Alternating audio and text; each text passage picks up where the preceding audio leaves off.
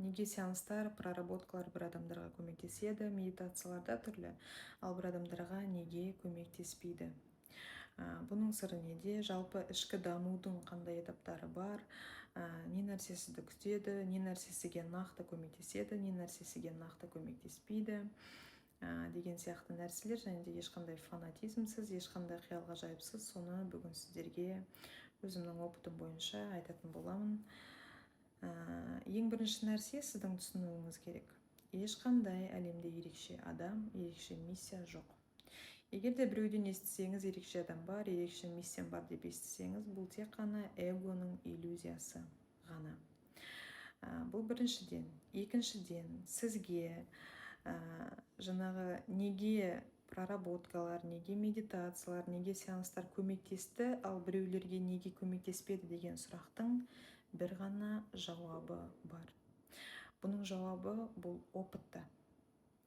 Сенгіңіз келсе де келмесе де, көнгіңіз келсе де келмесе де, бұл адамның опытында. Яғни біз ойлаймыз ғой, адамның опыты ол тек қана сыртқы опыттар, жаңағы сыртқы физикалық денемен жасалынатын сыртқы әрекеттегі опыттар деген сияқты да. Сіз бір жұмысты жасап көрдіңіз, оның жаңағы қателестіңіз, одан сабақ алдыңыз деген сияқты белгілі бір түсінікке қол жеткіздіңіз. Дәл осындай опыт ол адамның ішінде де болады. Яғни сіздің бірінші опытыңыз ол сыртқа сіздің әрекеттеріңізге бағытталса, ал сіздің екінші опытыңыз ол ішкі әлеміңізге, өзіңізге бағытталады. Яғни ең бірінші этап ол кезде адам өзінің басындағы программасына, өзінің басындағы қорқыныштарына, яғни ойларына бағынышты болады. Ол кезде адам шындығында ешқалай ішкі состояниесін, ойларын өзгерте алмайды.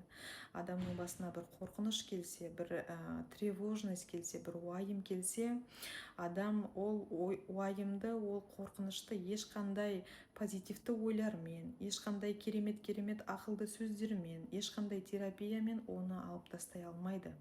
Пока сол қорқынышы уайымға жылап, қорқынышқа қорқып, жаңағы сол состояниені денемен проживать етпейінше. Яғни адам жаңағы шынымен де қатты сол уайымның түбіне түседі, шынымен де сол уайым пока өздігінен кетпейінше адам бұл нәрсені алып тастай алмайды. Бұл сананың дамудағы ішкі, бұл бірінші этап. Осылай келе адам екінші этапқа өтеді. Ал бұл екінші этапта адамға уже проработкалар, түрлі техникалар постепенно ақырын әсер етіп бастайды.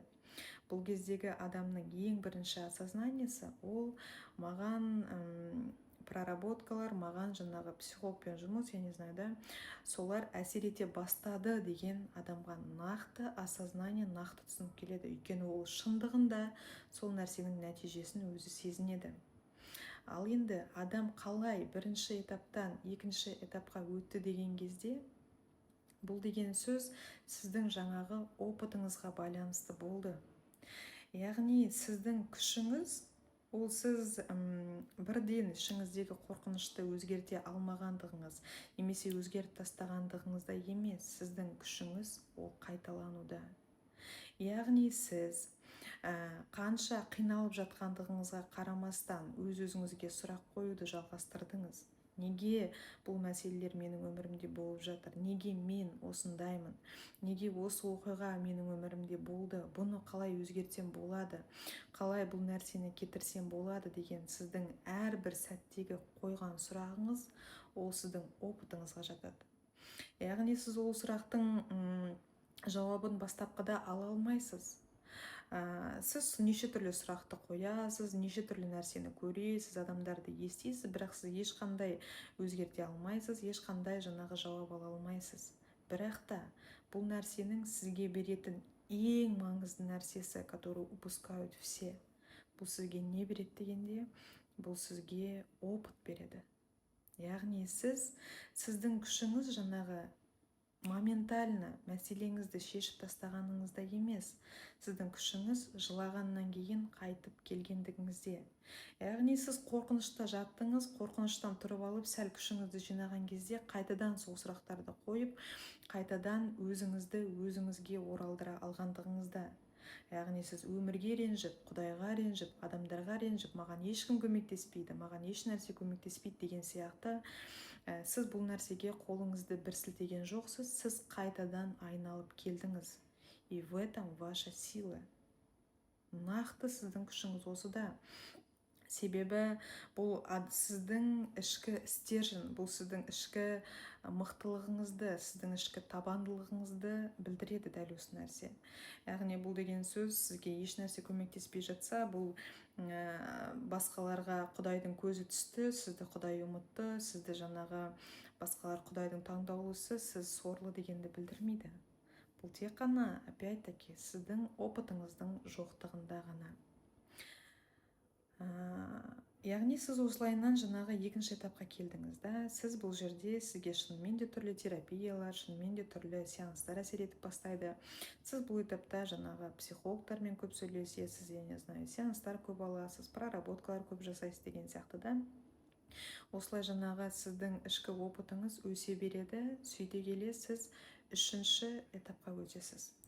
Бұл үшінші этапта ақырындап сізде уже самостоятельная работа, яғни өздігіңізбен жұмыс басталады. Сіз психологқа бармай жатып да, сіз өзіңіз блоктарыңызды өзіңіз білесіз. Ненің қай жерден пайда болғанын, нақты сізге не нәрсенің әсер етіп тұрғандығын, бірақ сіз ол нәрсені пока кетіре алмай жатырсыз.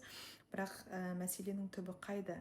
Не нәрсе өміріңізде қайталанып жатыр? Сіздің өзіңіздің реакцияларыңызды түсініп бастауыңыз, өзіңіздің артық ойларыңыздың артық екенін ұғынып бастауыңыз. Яғни бұл жерде өздігіңізбен ізденіп түрлі техникаларды, түрлі проработкаларды өздігіңізбен жасауыңыз деген сияқты.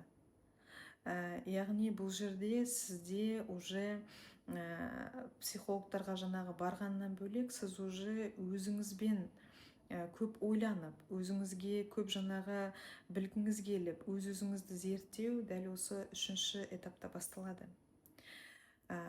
Сөйте келе сіз бұл үшінші этапта уже өзіңізге мастер боласыз. Яғни плавно сіз уже төртінші этапқа өтесіз.